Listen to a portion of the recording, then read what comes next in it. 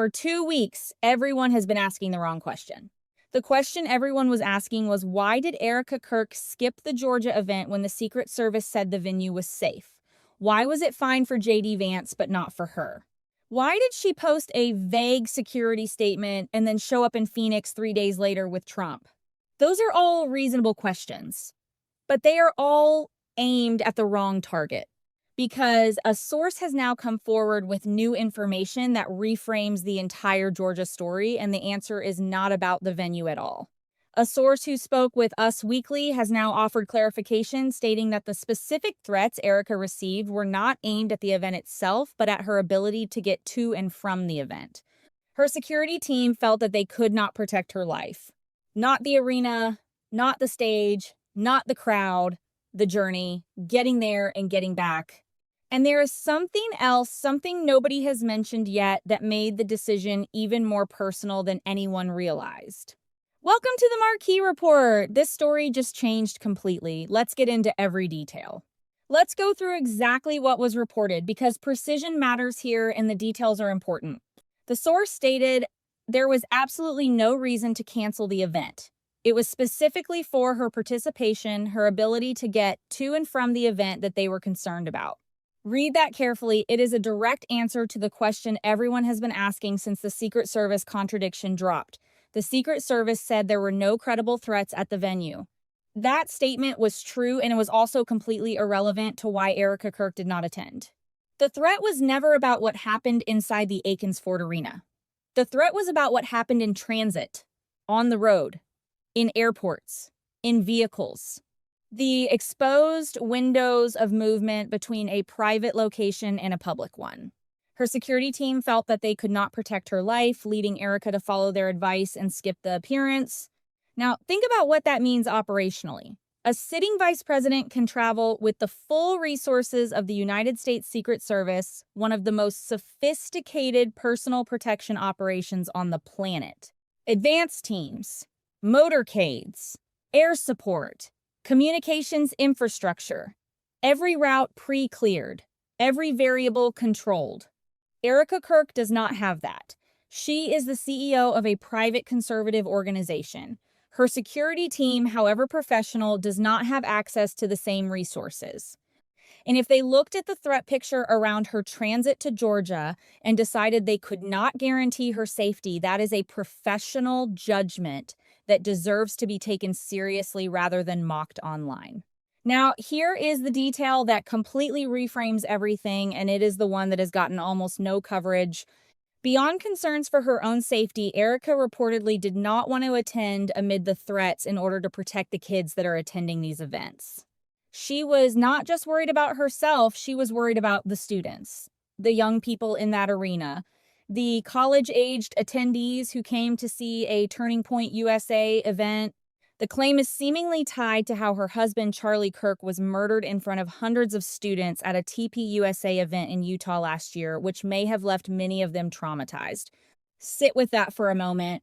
Charlie Kirk was assassinated at a campus event in front of students who came to see a speaker and instead witnessed an assassination, students who may still be dealing with the psychological aftermath of what they saw that day. And now Erika Kirk, the widow of the man who was killed at that event, is being asked to show up at college campus events across the country with threats against her in transit. Knowing what happened the last time a TPUSA event had a security failure, knowing that if something happened at one of these events, again, the people in the room would not just be political targets, they would be young people, students, kids. The decision to stay away was not just personal protection. It was a calculation about what a security failure at a live event with thousands of students could mean based on direct experience of exactly that scenario. That context makes everything look different. And the fact that most coverage of the Georgia story skipped this entirely tells you something about how quickly the conversation moved past the human reality of what Erika Kirk is actually living through. The source went further than just explaining the transit threat. They introduced a claim that is going to generate significant attention and significant skepticism. The source also said that people should not be surprised that Erika is facing such threats, especially with conspiracy theories continuing to circulate that she was involved in her husband's death. It is very clear that there's a coordinated effort here, and nobody should be surprised that we ended up in a situation where it was not safe for her to go to an event that she was widely publicized and speaking at because there were threats on her life. That is a significant claim. A coordinated effort to make Erika Kirk feel unsafe, to manufacture a threat environment serious enough that her security team pulls her from events, to use the conspiracy theories circulating about her as fuel for actual physical threats. Now, this is a claim from a single anonymous source speaking to Us Weekly. It has not been independently verified. Law enforcement has not publicly confirmed a coordinated threat campaign against Erika Kirk. The claims should be treated with appropriate caution, but it is not implausible.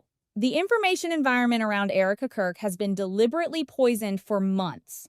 Candace Owens has built a documentary series around questioning her character. Anonymous accounts have pushed theories about her involvement in Charlie's death, theories that have no evidentiary basis but spread regardless. And the internet has a documented history of turning online harassment into real-world threats against public figures it has decided to target.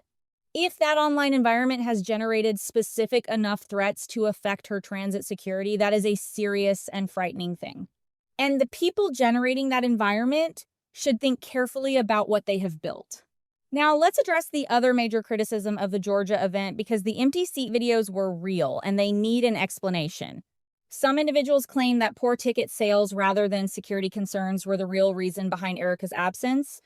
TPUSA addressed this directly, and their explanation is, to put it diplomatically, provocative.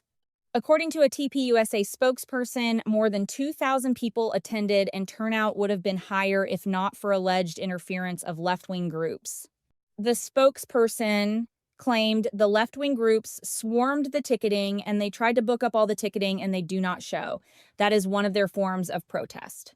Normally, we are good at sniffing it out, but they used a new means and activities, so we are working with our ticketing systems to adjust for that moving forward. So TPUSA's official position is that ticket scalping or blocking by political opponents reduce the apparent turnout, and that 2,000 people did actually attend, which, if accurate, is not an embarrassing number for a college campus event with the vice president present. Whether you find that explanation credible depends largely on your prior beliefs about how political opposition operates in 2026. It is a testable claim. Ticketing data exists. Either there was unusual bulk purchasing activity on the ticketing platform or there was not. TPUSA has presumably seen that data. Whether they will release it publicly is a different question. What is clear is that Candace Owens called it bad ticket sales. TPUSA called it deliberate sabotage. And the truth, as usual in this story, is somewhere that neither side has fully illuminated. And then, because apparently one controversy per week is not enough, Erika Kirk's proposed appearance at a Phoenix high school became its own story. In the wake of the Georgia event, Erika also courted backlash over her proposed appearance at a school in northern Phoenix, Arizona. Several students and parents reacted to her impending visit, with some saying her topics are too extremist for a school. One student said, "It is a little crazy because they would never have expected someone like her to show up at a high school," adding they were genuinely surprised it was even happening. Security concerns were raised not just about Erika personally, but about what her presence at a school might attract. Given that she had just skipped a college campus event citing transit threats, the idea of bringing her to a high school with 1,000 students and minimal security infrastructure raised real questions. Ultimately, the principal of the school sent an email to parents saying that Erika and her team have chosen to move the event elsewhere. The principal noted that the location is outside the Paradise Valley Unified School District and that the event would remain closed to Club America members and one invited student guest each. So the high school appearance was effectively canceled at the school level and relocated off campus. The language from the principal was diplomatic. Erika's team chose to move it. The reality is that a combination of parent and student opposition and security logistics made the original venue untenable. Whether that coordinated effort is real or perceived, the effect on Erika Kirk's ability to simply show up and do her job is documented. She could not get to Georgia. She had to move a high school appearance off campus. She is making security calculations before every public appearance that most political figures never have to think about. That is not a normal operating environment.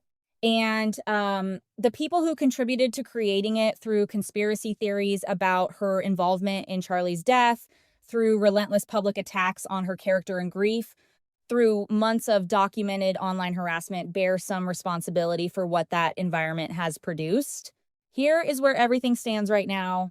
The Georgia no-show was about transit security, not venue security. Erika Kirk's team could not guarantee her safety getting there and back. She also considered the safety of the students who would be in the room. The Secret Service said the venue was safe, and that was never the question her team was asking. The low turnout has two competing explanations: deliberate ticket sabotage, according to TPUSA, or poor sales, according to Owens. The ticketing data would settle that question. Nobody has released it. The high school appearance has been moved off campus. The Phoenix rally happened. The fake tears video was debunked. The coordinated threat campaign allegation is unverified, but not implausible given the documented harassment environment. And Erika Kirk, through all of it, is still showing up, not always where she said she would, not always without controversy, but showing up whether the conservative movement gives her the space to keep doing that, or whether the accumulated weight of Owens's campaign, the conspiracy theories, the empty seat mockery, and the viral clips eventually becomes too heavy to carry. That is the story we are going to keep watching. This has been the Marquee Report, serious detailed coverage of the stories shaping the world right now. Subscribe and hit the bell so you never miss what comes next. See you on the next one.